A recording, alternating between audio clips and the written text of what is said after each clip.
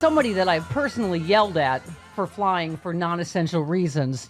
It's perfect for you to be my punching bag right out of the gate. And I'm speaking as someone that flew for a family emergency and got COVID. So I'm just telling you. Well, first thing I just want to say is I'm not really a sheep man. I'm more of a goat man. All right, I don't. But there's, I drove. That is bad. I didn't fly. That was a bad joke. Yes, thank you. Mm-hmm. I drove, and I'm vaccinated, and I drove to see people who are vaccinated, and we spent most of our time outdoors. All right. So, all right. I approve that. Yes. Right. Yes. Well, after the fact, but okay. Yeah. I'm also Moderna. I was hoping for a Moderna love David Bowie song, but Moderna love walks beside me. Sean, get on it.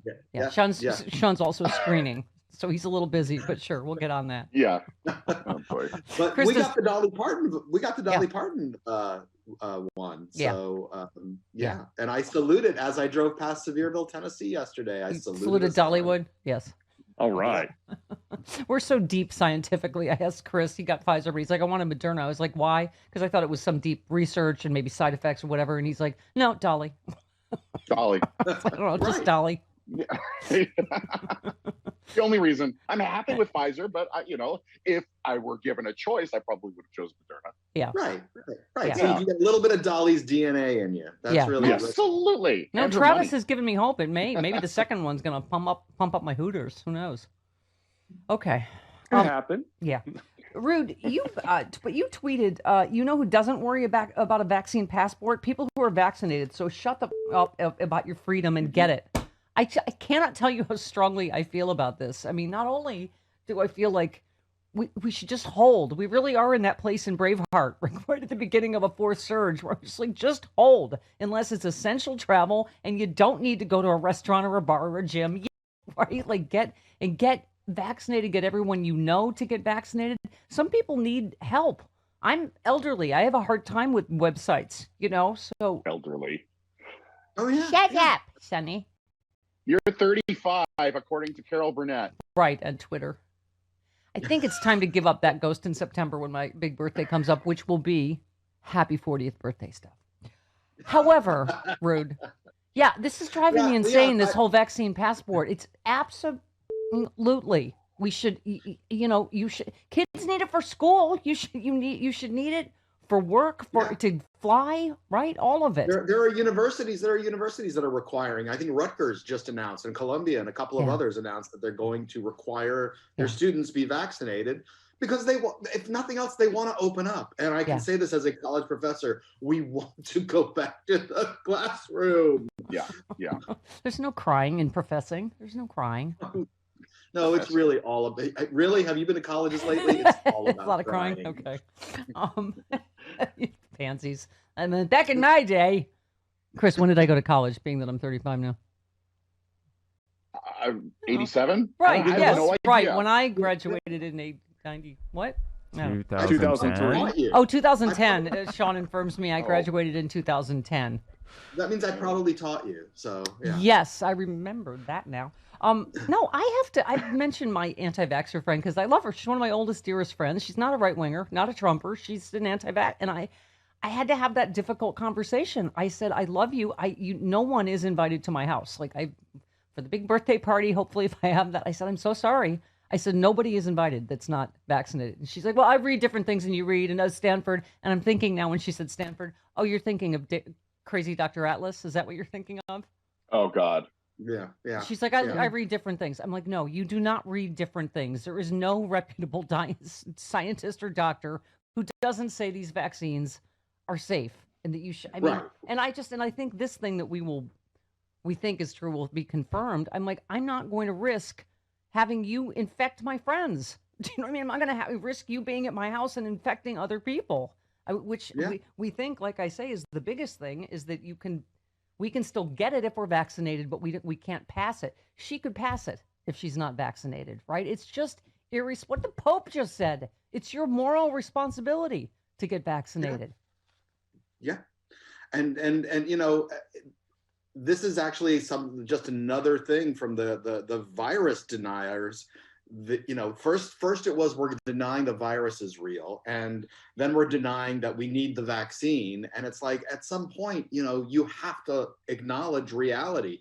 A friend of mine told me about when he went to the doctor early in the pandemic, like March, April, and a nurse there told him, you know, I, you know, this is not a big deal. You know, it's really no worse than the flu. And certainly you can't blame the president for this. And I think you know how this story ends. Yeah. Yeah. She died of COVID. Yeah. So, you know, it's I told my friend, if you die of sink in. I told my friend, if you die of COVID, I will kill you. I will haunt you forever. You will be like, I'm dead, and she's still talking. Oh my God. Okay. So wait, isn't that a reverse ghost? It's the other way around. Something. Yeah. I will haunt her. I will haunt her. You'll keep her change this reality. Wow. Well, if she dies, then she's the ghost hunting you. It doesn't matter. I will. Okay. I didn't get it, Steph. You'll just stand over her grave, nagging her. I will. There you go. I will make pottery with her to Unchained Melody, and I will lecture her until the end of. Okay. You. By the way, of the news that you were shocked, and it's hard to shock you. The Trump operation refunded $122 million, more than 10% of what it raised in 2020. And you said, you mean the guy who ran a scam university and a scam charity is scamming people? Whoa. Yeah. Wow. Isn't that amazing? It's something else he probably deserves to be in jail for. He was okay. Yeah, the guy who is legally now unable to run a charity or to right is yeah. I want to give him money for you know, for his political organization. That is just the money that he is using, that he is collecting now, that he scammed people into giving more than they thought they were donating. Yes. Scammed them into giving repeated donations. Yeah. And yeah, I do love that Win Red, they're the sort of counter to Act Blue. Yes. Act Blue is a nonprofit. Win Red is a for-profit business. God, I know, and that's testing my having empathy for people. It's just who at this point would give money to Donald Trump. It's all going to him. It's going to pay off his debt. Okay, I can't. And nobody even talks about it anymore. That when he first started running, one of his things was, "I'm a billionaire, so I don't need your money to raise any money." It's just okay. I very little sympathy for. Okay. Oh, you agree with me. You tweeted, "Here's how it should have gone on the floor of the House." Matt Gaetz, want to see photos of a teenager? I totally did last night. Other congressmen, want to try walking with your phone shoved up your ass? Thank you. That would be the only response to that, which clearly that was not the response. It was like, yeah, I'd like to see that. Yeah. We're in competition to see how many of these young girls we can bag and show each other photos of as trophies, because, you know, classy Republicans, always with the family values. Well, this is what you said, Rude, on Twitter. You said no resignation calls, GOP. You are afraid of how many of you are as scummy as Gates. It sure is quiet over there, right? Yeah. You've only had crazy pants, Marjorie Taylor Greene, and Jim Jordan, who, when has that ever happened where he didn't see anything wrong? That's right. But that is a man who needs glasses. Yes. Yeah. Mm-hmm. Okay. So I don't know where things are going with that, but you're right. It says so much about this party. Yeah. And and meanwhile, I just love that every headline makes me happier. You know, Biden says he's fine going it alone on infrastructure if he does not get Republican support. You and I, like, spoiler alert, we knew the ending of this. Republicans are not going to help with anything. Right? And it's, this infrastructure. I'm glad that they're finally reframing everything, Rude, as to this is wildly bipartisan with the American people. Stop saying this is not bipartisan, right? And ask some friggin' Republicans, why are you not more bipartisan? Right. Why are you not sitting down and negotiating with Democrats? You know, you're the ones that should be begging to negotiate with Democrats because you're the losers. Right. So you're the ones that should be saying, oh, please, can we get a little something and we'll support you so you don't beat us up so much? Yeah. Yeah. No, that's warmed the cockles of my heart. And it's like this act is so tired of suddenly the deficit. It's like, oh, Yeah. this deficit is what? You've been here and in Yeah. charge the whole time. And now, right, Mhm. something that's actually going to help people. John Oliver kind of destroyed the whole debt myth last night that Right. you get a chance to watch. Yeah. It's pretty beautiful. Yeah. And then this Capitol thing, and I love it. They're like, "Oh, where's the woke crowd now?" Because it was a black guy, and it's like we've been condemning this. Anybody that uses, first of all, he's from a hate group too, right? Yeah. Nation of Islam has what do they have in common with the right? The vast majority, of course, are white supremacist right-wing terrorism. This guy happened to be a black guy, a Nation of Islam, but what do they have in common? They hate Jews and gays.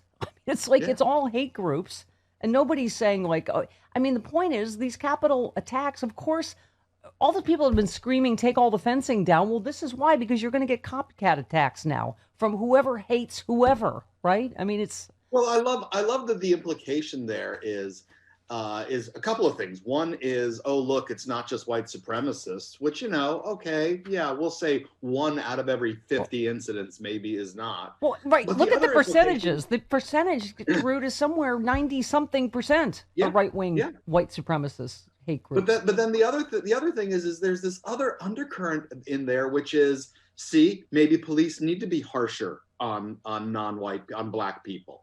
That seems to me to be another thing there, which is, oh, you don't want the police to protect you. Look what they'll do. Yeah. And then there's the gun dummies. Lauren Boebert tweeted, "No amount of gun laws would have stopped today's attack on our Capitol, which involved a car and a knife. Will Democrats take note of that, please?" Shannon Watts tweeted back at her, "The fact that guns are restricted both in D.C. and the Capitol may be why he only had a knife. You can't actually be this obtuse, can you?" I mean, the Capitol attack, we have the text of them saying guns are a no-go in the Capitol, so bring bear spray and mace and batons or whatever. I mean, it's like, yes, that's why the Capitol attack wasn't a complete massacre, right? Right. And yet there were still bombs, Right. Something that seems to keep getting, pushed aside because they didn't go off. Right. So, yeah. Right. No, it's ridiculous. And, I'm pretty sure the Capitol Police were armed. And it still didn't prevent, somebody from using a car and a knife to kill someone. Yeah. Yeah. No, exactly. That it's how many times have we seen that? There was a good guy with a gun in Colorado, a cop, and he's dead because any lunatic can get a weapon of war, and everybody is outgunned. It's just anyway. Don't you just love the revolving pie wheel of the same stupid issues we keep talking about? I know. Yeah, over and over again.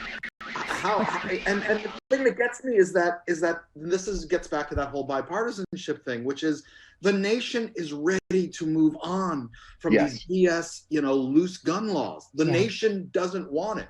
It is only the Republican Party that is blocking. It is only the leaders in the Republican Party, the elected officials. That are maniacs about and good. And on guns, let's reframe it too. No, this is wildly bipartisan. 90-something% of Americans want background checks. Like, let's stop framing issues as, what makes Susan Collins concerned or not. Including even in the most conservative states, including at least 2/3 of Republicans. So it is as bipartisan a thing as you will ever find in this country. Yeah, absolutely. Rudeless, love you. I hope you get back to work too, because I can't even imagine the amount of porn you're consuming. Please put the professors back to work. Oh, and it's disgusting because I don't. you do the nice stuff early in the week, and then you gotta go harder and harder. Listen, you opened this about goats. I don't need to. I don't. I have to go now. I've moved on to octopuses and things like that. Okay, all right, okay. Sea creatures of various sorts. Could you give me a hand with that? And another. Okay. Sure. I'll send you some links. They can give a good hand, DJ. I'll give you that. Okay, we got to go now. Bye, Rude. See you next week. Enjoy those tentacles. Oh boy. Tentacle porn. Tentacle porn. It's only Monday on the Stephanie Miller Show.